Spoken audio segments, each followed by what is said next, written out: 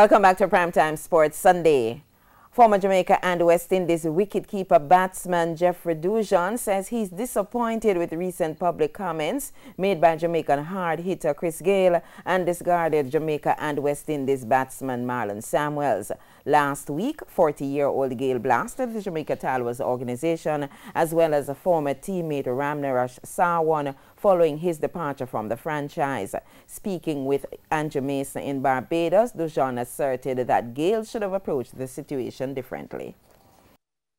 He's done everything that you can do in the game. And right now he just wants to play for another year or so. And he would have seen the writing on the wall at his age.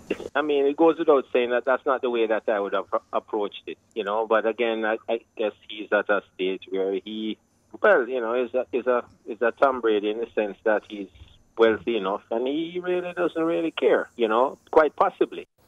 Meanwhile, Samuels, who last played for the Caribbean side in 2018, was critical of Windies captain Jason Holder on his Instagram Live following his non-selection in last year's World Cup. Dujon also expressed his disappointment with the self-proclaimed icon. Off on at anybody, you know, who, you know, comes in his radar. So I don't know what to say about that either. But you know, it's sad when someone's career, people who have been outstanding in one way or another, end their careers on a sour note like that. But that's the world today. People have the social media, they have the platform to speak their minds, and people seem to be more inclined to do so these days.